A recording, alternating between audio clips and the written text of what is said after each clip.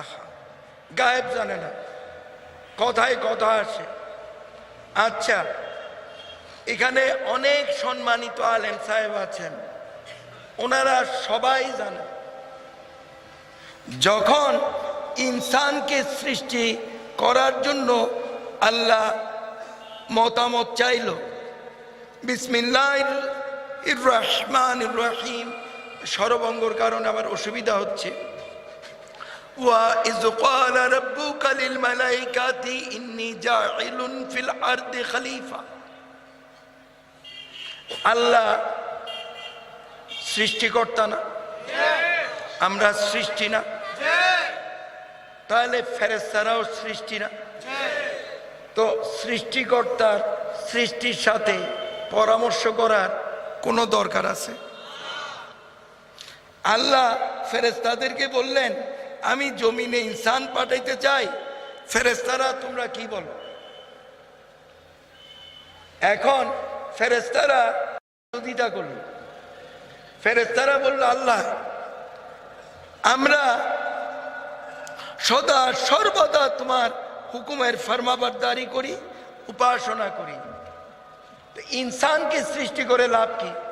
এগুলা জমিনে গিয়ে মারামারি করবে, কাটাকাটি করবে, জমিনকে ওয়া ইয়াসফুকুদ্দিমা, জমিনকে রক্তে লাল করে দিবে।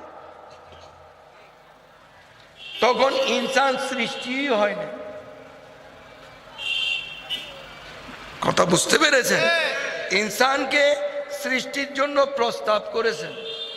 আচ্ছা, ফেরেশতারা যেটা বলেছেন জমিনে এসে সব মানুষ না করুক, কিছু মানুষে করে না? মারামারি কাটাকাটি করে না? মানুষ হত্যা করে না? ওয়া ইয়াসফিকুদ্দিমা, রক্তে জমিনকে লাল করে না? তো ফেরেশতারা যদি গায়েবের খবর জানে, আল্লাহ রসুল গায়েবের খবর জানে। দুঃখিত, বড় দুঃখজনক ব্যাপার। যেখানে ফেরেশতারা গায়েবের খবর জানে, ইনসান সৃষ্টিই করে নাই, ইনসান জমিনে এসে কি করবে সেটা ফেরেশতারা বলে দিল। আর যিনি কুল্লু কায়নাতের রাহমাতুল লিল আলামিন হিসেবে আল্লাহ রসুলকে আল্লাহ পাঠালেন, তিনি এই জানেন। তো না জানলে কেবলা পরিবর্তন করলো কিভাবে? আল্লাহর কাছে ফরিয়াদ করে বলে হুজুর আরো জানতে চাই, বুঝিয়ে দে। আল্লাহ রসুল তখন মাতৃ গর্ভে ছিলেন। কথা বুঝতে পেরেছেন? ওই সূরা ফিল জানেন তো নাকি?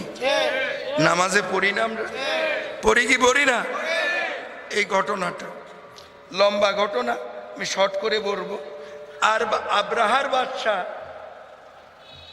কাবাঘরকে আক্রমণ করতে আসছে বিশাল হাতির বহর নিয়ে, সৈন্যের বহর নিয়ে।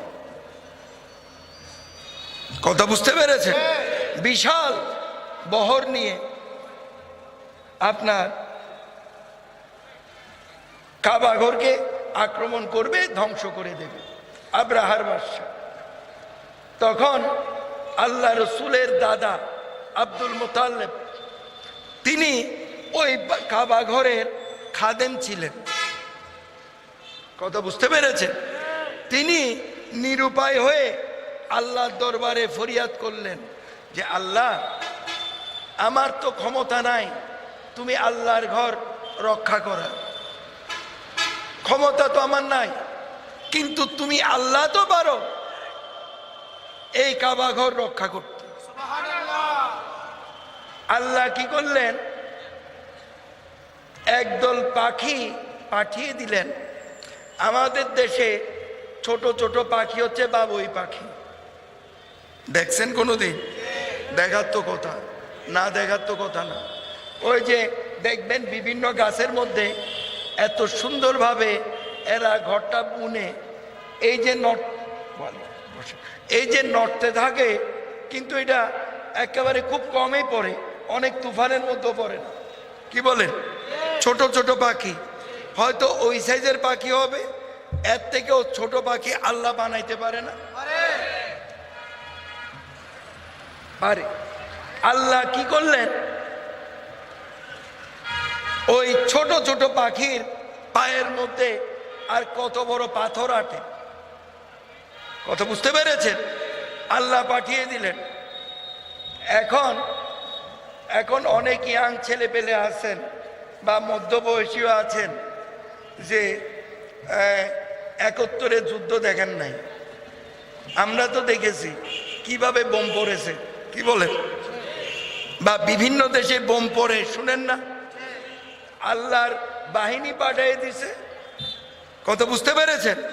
ওই আবাবিল পাখির মতো ছোট ছোট পাখিগুলো ওই পায়ের থেকে ওই পাথরগুলো ছেড়ে দিল, একেবারে সৈন্যের উপরে ঢুকে, হাতির ভিতরে ঢুকে ওইখানেই শেষ। আল্লাহ আল্লাহর ঘর রক্ষা করলেন।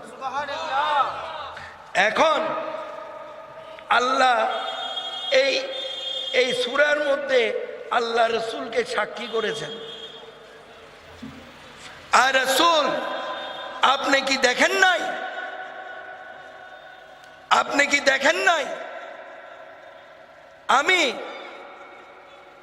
আব্রাহার বাদশার সাথে, ওইখানে আয়াতে আব্রাহার বাদশা নাই, হাতে ওয়ালাদের সাথে আমি কি ব্যবহার করেছিলাম? তখন কোন কোন রাওয়ায়াতে আছে পৃথিবীতে আসার 2 মাস আগে, কোন কোন রাওয়ায়াতে আছে 6 মাস আগে।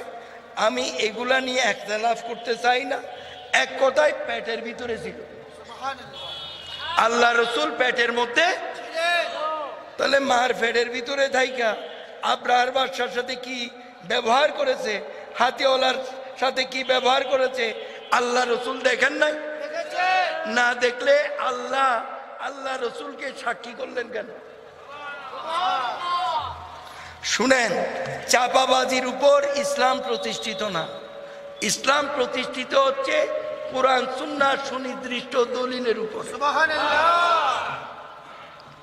কথা বুঝতে পেরেছেন? আমি যেটা বলছিলাম, আমি আল্লাহর কথা বলছিলাম, হঠাৎের মধ্যে এই বিষয় নিয়ে আলাপ করার আমার কোনো ইচ্ছাও ছিল না। হয়তো আল্লাহর ইচ্ছা আছে বিদায় আল্লাহ বলিয়েছেন, আমি বলেছি। ওই কাবা ঘরের কথা বলতে যে এই প্রসঙ্গটা চলে আসে।